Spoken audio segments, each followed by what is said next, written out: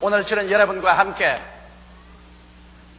마음의 평화라는 제목으로 은혜를 나누겠습니다.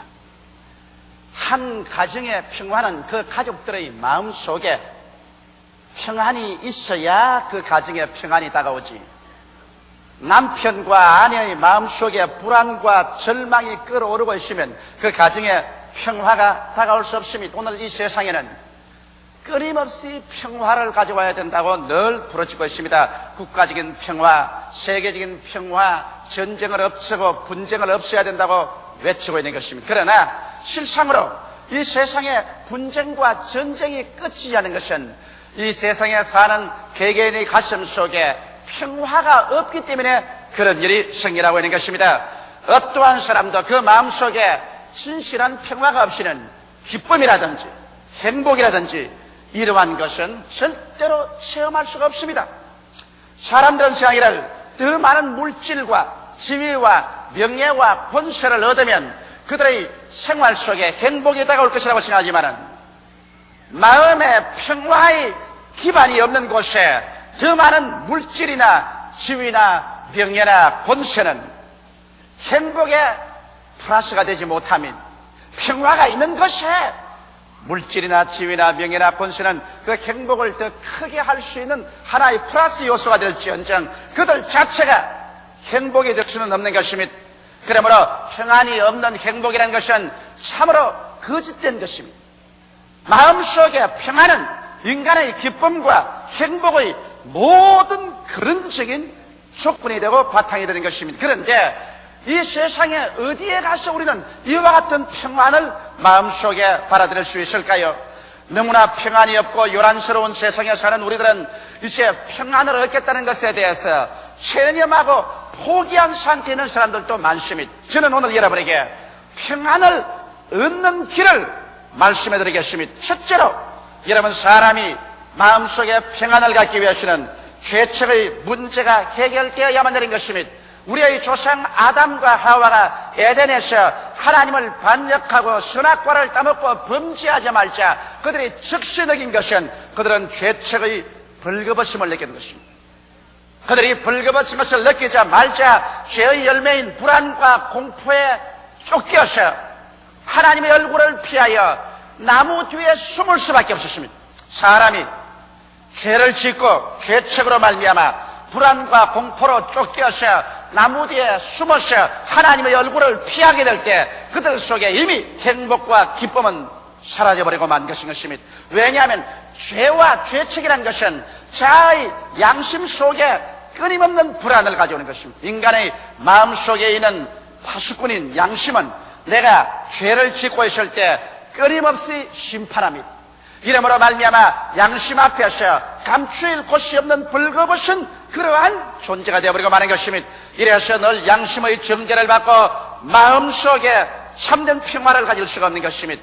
또 그뿐 아닙니다. 죄를 짓고 나면 늘 타인에게 이것이 드러날까, 또 법에 잡힐까 두려워해서 언제나 자기 주의를 살피고 몸을 움츠리고 살아야만 되는 것입니다.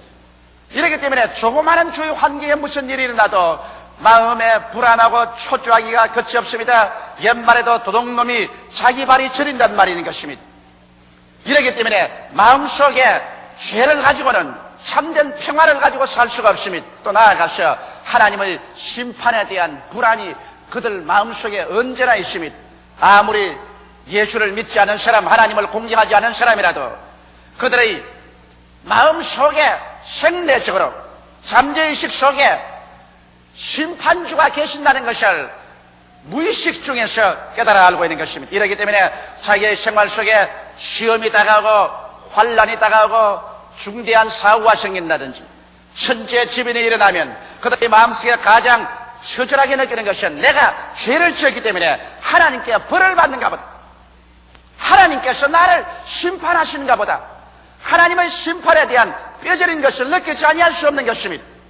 이러므로 죄를 지은 영혼 속에는 평안이 없는 것입니다. 이러므로 죄의 문제를 해결하지 않고 이 세상에 아무리 평안을 행복을 가져올 조건을 마련한다 해도 그것은 조금도 평안과 기쁨과 행복을 가져올 수 없는 것입니다. 이렇기 때문에 우리는 어떻게 할까요? 우리는 죄를 고백해야 되는 것입니다. 하나님께서는 오늘날 천하 만민에게 죄를 고백하고 그 아들 예수 그리스도의 십자가의 보혈의 공로를 믿으라고 초청하고 있는 것입니다. 성경은 요한일서 1장 9절에 만일 우리가 우리 죄를 자백하면 저는 미쁘시고 이로우사 우리 죄를 사하시며 모든 불의에서 우리를 깨끗게 해주시겠다고 말씀하신 것입니다. 이러므로 우리가 예수 앞에 나와서 하나님 앞에 우리의 모든 과거의 죄악을 다 고백하고 하나님 앞에 모든 것을 다 토해놓고 난 다음에 예수 그리스도의 십자가를 바라보고 내 죄를 위해서 가시관 쓰시고 양손과 양발에 대못이 박히시고 십자가에서 몸짓고 피 흘려서 죽으신 예수 그리스도를 나의 죄의 대성물로 받아들이고 믿고 구속주로 여러분께서 시인하면 그러므로 말미암아 우리의 죄가 하나님의 은총으로 말미암아 용서받고 그 마음의 불안 그 자리에 하나님의 성령이 와서 거하시게 되므로 한없는 평화가 마음속에 다가오게 되는 것입니다. 이러므로 여러분 성경에 보면 예수님께서 십자가에 못 박힐 때 우편에 강도한 사람, 좌편에 강도한 사람이 같이 못 박혔습니다. 그들은 그 마음의 죄책과 그 죽음의 절망, 육신의 고통 이런 여러 가지로 말미암아 몸부림치면서 둘이가 다 똑같이 예수 그리스도를 조롱하고 핍박했습니다. 그러나 얼마 있지 않다가 우편 강도에게 하나님의 깨달음이 다가왔습니다. 우리는 우리가 지은 죄로 말미암아 응당 그 보응을 받거니와 이 예수님은 죄를 지은 적이 한 번도 없고 그가 행한 일은 옳은 일밖에 없는데 이러한 고통을 당하는 이것은 마땅하지 아니하다. 그래서 한 번은 좌편 강도가 말했습니다. 네가 그리스도가 아니냐, 네가 하나님의 아들이 아니냐, 너도 십자가에서 내려오고 우리도 십자가에서 내려오게 하라. 그때 우편 강도가 꾸짖었습니다. 야 이 사람아, 너는 나와 동일한 죄를 짓고 우리의 지은 죄에 합당한 형벌을 받고 있거니와 이분은 죄를 지은 적이 없나니라. 주여 주의 나라 임하실 때 나를 기억하여 주옵소서.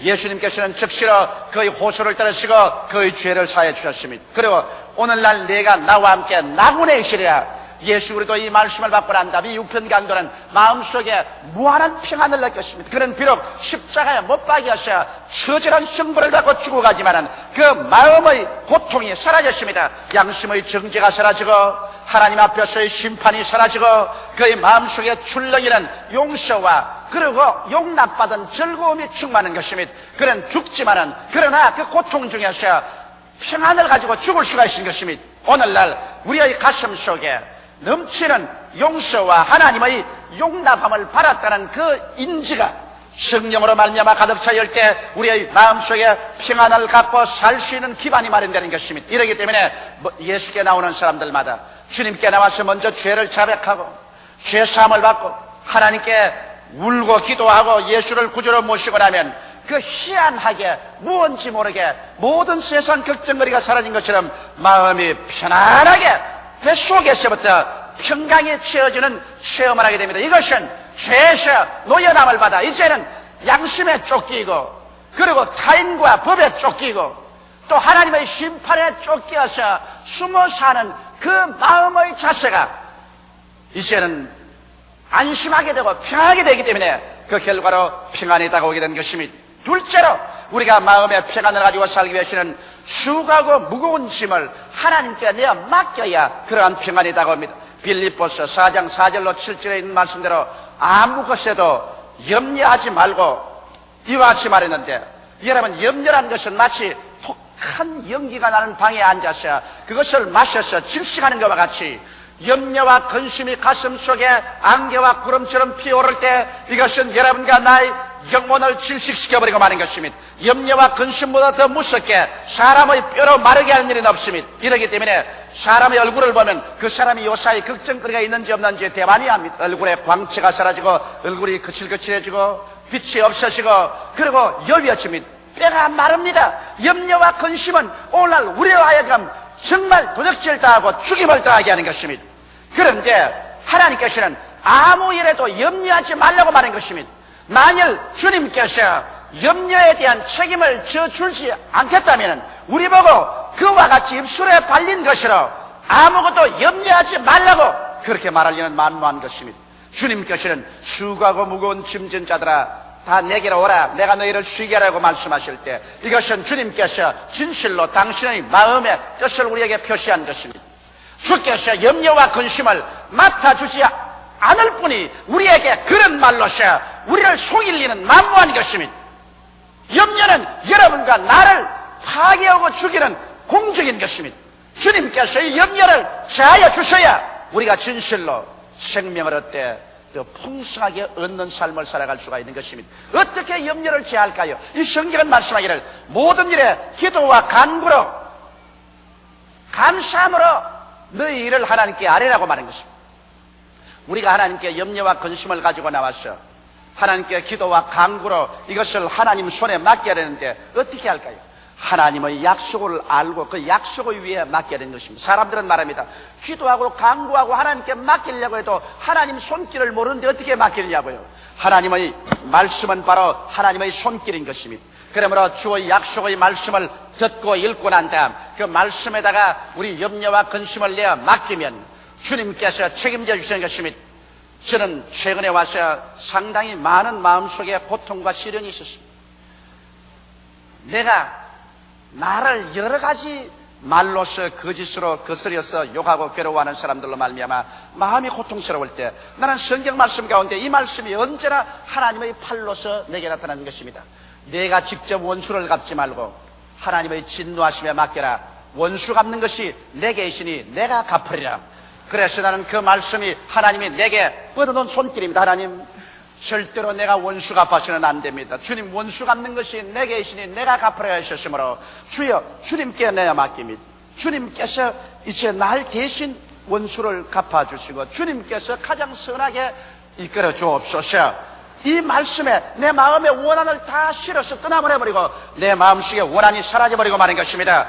혹은 또한 교회를 회파하려고 하고 하늘나라를 망치려고 하는 이런 일이 있을 때 저는 하나님께 기도할 때 이렇게 말합니다. 성경에 말씀하기를 전쟁은 여호와의 것이라 너희는 가만히 있어 오늘날 여호와께서 너희를 위하여 싸우시는 것을 보라. 나는 이 말씀을 가지고 하나님께 기도합니다. 하나님 전쟁은 여호와의 것이요 여호와께서 우리를 위하여 싸우십니다. 교회는 여호와의 것이요 성도들도 하나님의 것입니다. 그러므로 하나님께서 교회를 위해서 성도를 위해서 보호하고 싸우지 아니하면 누가 싸워주시겠습니까? 그러므로 저는 하나님께 이 모든 싸움을 맡겨버리고 가만히 있어 여호와께서 주의 몸된 교회를 보호하고 주의 백성들을 품에 안고 지키는 것을 바라봅니다. 주님이시여 이 약속에 의해서 주님께 모든 염려와 근심을 다 맡겨버립니다. 이렇게 기도할 때 주님께서 염려와 근심을 맡아주시는 것입니다. 내가 병이 들었을 때는 주님께 나옵니다.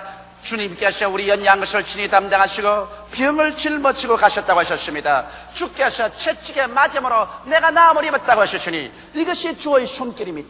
우리 아버지여 이 약속의 말씀 위에 나의 모든 연약과 질병을 맡겨버립니다. 이 약속의 말씀, 이 말씀이 내 질병과 연약을 맡아주시옵소서. 그래서 이 말씀 위에 나의 모든 염려와 근심을 기도와 간구로 내어 맡기되 언제까지 기도하느냐? 내 마음속에 인간의 지각을 뛰어난 하나님의 평화가 채워질 때까지 기도하는 것입니다. 마음에 불안 초조가 있을 때는 아직까지 내가 맡기지를 못하는 것입니다. 그러나 내가 계속 기도하고 부르시면 내게 있던 그 무거운 짐이 떨어져 나가셔 주의 약속의 말씀 위에 모두 다 실어서 주님께로 보내버리고 마는 것입니다. 주님께로 모든 짐이 옮겨졌다는 증거로서 우리의 마음 가운데 평화가 솟아오르기 시작하는 것입니다. 인간의 모든 이성과 감각을 초월해서 지각을 뛰어넘는 하나님의 평화가 우리의 뱃속에서 생수의 강같이 넘쳐흐르기 시작하는 것입니다.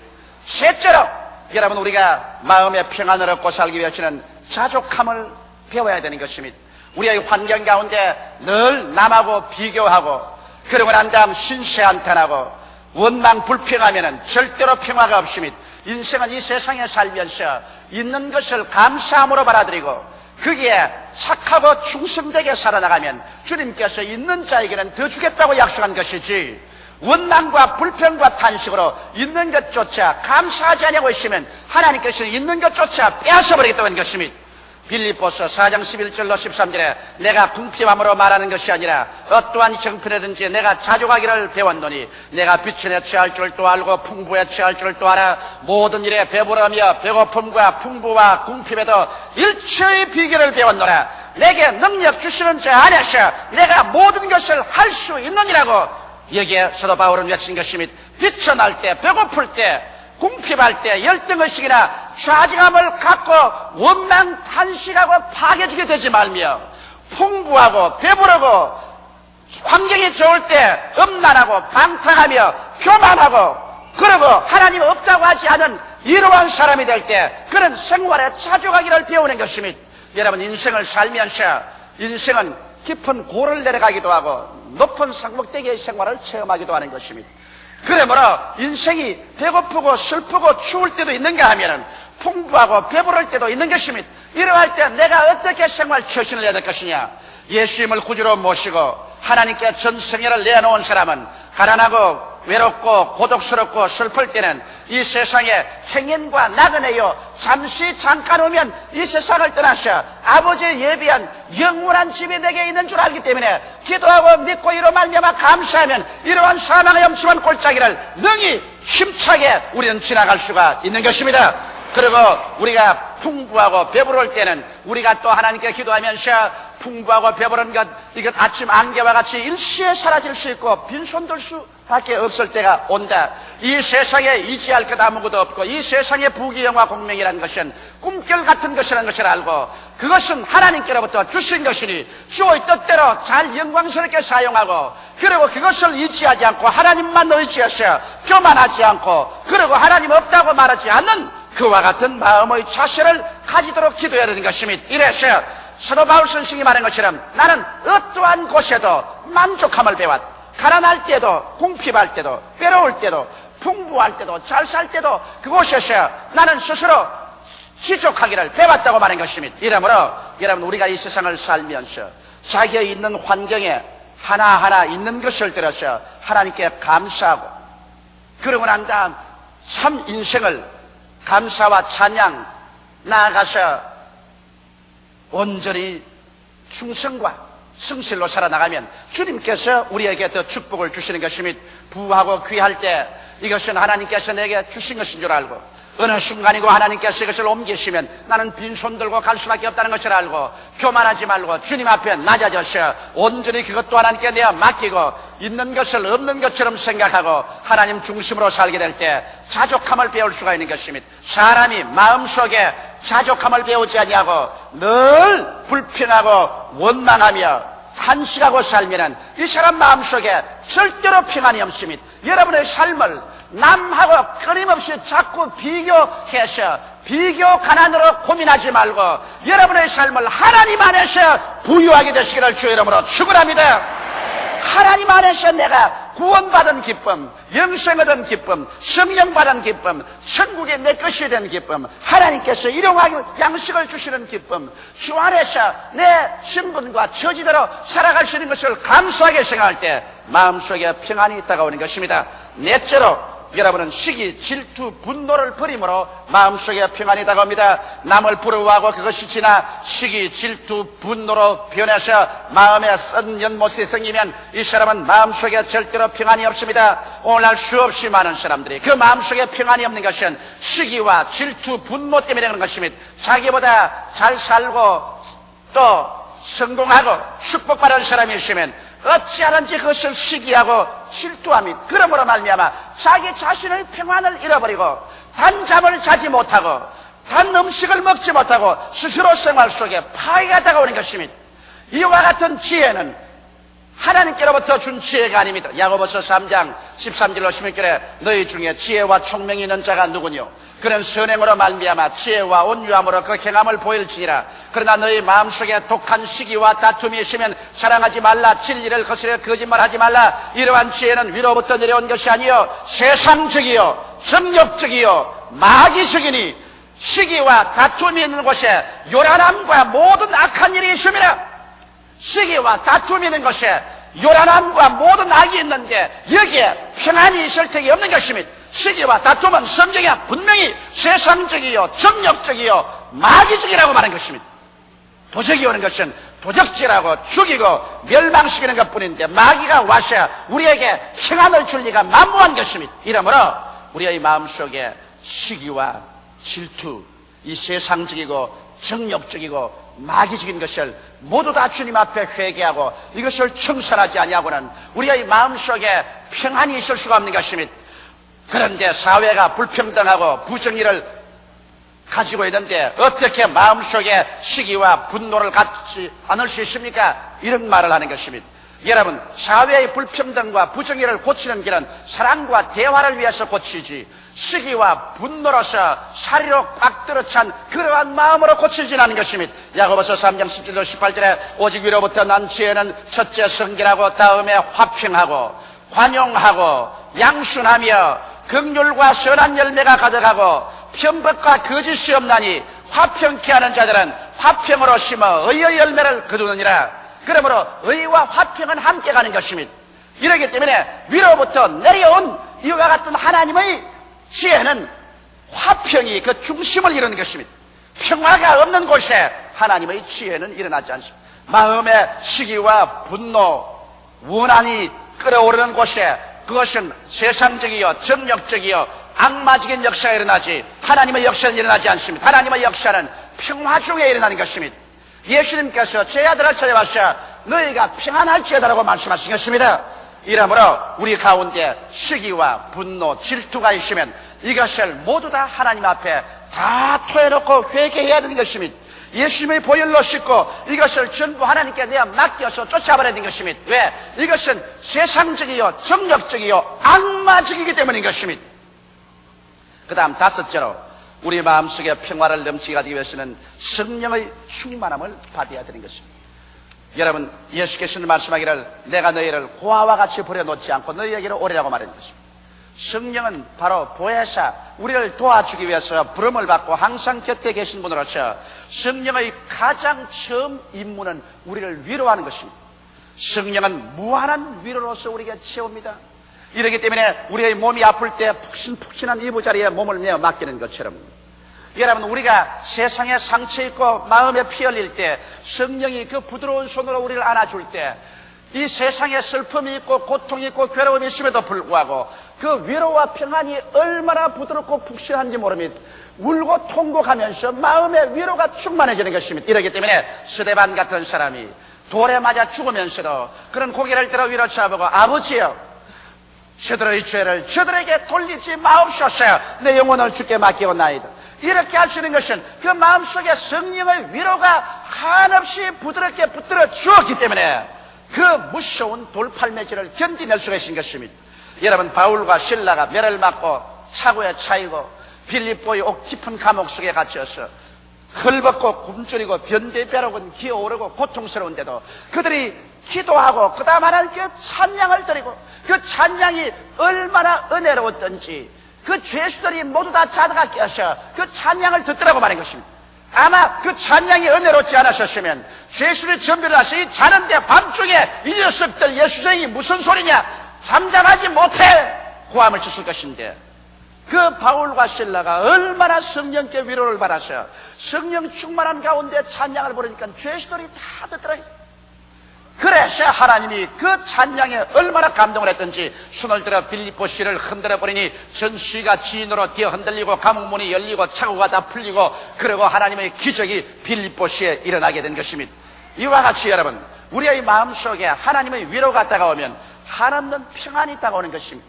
나는 예수님을 잘 믿는 부형님의 이야기를 들었습니다. 버스를 타고 먼 길을 가다가 갑자기 내리막길을 버스가 달려가는 가운데 버스에 핸들핀이 빠졌습니다. 운전수가 고함을 쳤습니다. 버스에 핸들핀이 빠졌다. 이제 버스를 컨트롤할 수 없다. 내리막길을 그냥 곤두박질 하듯이 버스는 굴러내려갑니다. 모든 사람들이 버스에서 고함을 치며 하나님이여 사람 살려라, 아이고 아버지 어머니 날 살려라 고함칩니다.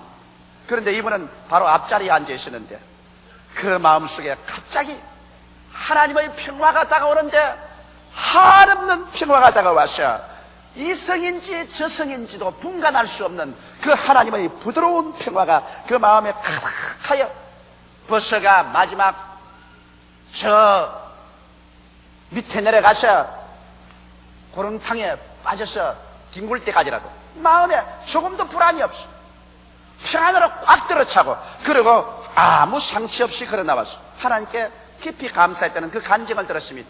그 어른께서는 그 간증을 하실 때 마음속에 어떻게 그렇게 지각을 뛰어난 평화가 넘치는지 몰랐. 우리가 어려운 일을 당할 때 갑자기 성령이 다가오시는 것입니다. 그래서 사탄이 다가오면 성령은 그 사탄보다 더 큰 힘으로 우리를 감싸주는 것입니다. 우리에게 어려운 일이 다가오면 성령은 그 어려운 일보다 더 크게 와서 우리를 감싸주어서 성령이 주시는 그 위로로 말미암아 우리가 마음의 평화를 가지고 어떠한 일에도 당황하지 않고 살아갈 수 있게 만들어주는 것입니다. 이렇기 때문에 주님께서 너희는 예루살렘을 떠나지 말고 아버지의 약속하신 것을 기다리라. 요한은 물로 세례를 베풀었거니와 너희는 몇 날이 못되어 성령으로 세례를 받으려고 말한 것입니다. 성령이 너희가 하면 너희가 능력을 얻고 여러분께서 위로의 능력, 믿음의 능력, 소망의 능력, 사랑의 능력, 성령이 오셔서 삶의 위대한 능력을 제시해 줌으로 말미암아 성령의 힘으로 평화를 가지고 살 수 있게 되는 것입니다. 삶의 무서운 경쟁, 정신없이 돌아가는 템포, 일의 중압과 스트레스 등 어디를 보아도 마음의 평화를 깨뜨릴 것만 우리 환경 속에 꽉 들어차 있는 것입니다. 그러나 여러분, 저는 태풍이 아무리 요란해도 바다 밑 10m 이하만 내려가면 아주 조용하다는 글을 읽어본 적이 있는 것입니다. 여러분의 뱃속에 하나님이 주시는 그 평안을 가지면 이 세상에 아무리 태풍이 요란하게 불어가도 중심의 평화를 갖고 승리롭게 살아갈 수가 있는 것입니다. 다 같이 계시게 기도드리겠습니다. 살아계신 우리 아버지 하나님, 사람이 무엇해도 그들의 생활 속에 평안이 가장 귀한 선물이 없나요? 온 세상이 요란하고 천지개벽이 일어나는 그러한 환경 가운데 있을지라도 중심이 평안으로 꽉 잡혀 있으면 내 아버지 하나님 유유히 승리로 살아나갈 수가 있습니다. 우리 옛말에 범에게 물려가도 정신만 차리면 산다고 했습니다. 우리 아버지 정신을 차린다는 것은 마음의 중심에 평안을 가지는 것이 아니겠사옵나이까? 오늘 아버지여 바라옵고 원하오니 우리 주 예수 그리스도의 은총과 하나님의 축복과 성령의 위로 가운데서 우리 모든 성도들이 이 세상에서 도저히 금이나 은으로 구할 수 없는 이 평화로서 충만하게 되게 하여 주시옵소서. 예수님 이름 받들어 기도하옵나이다. 아멘.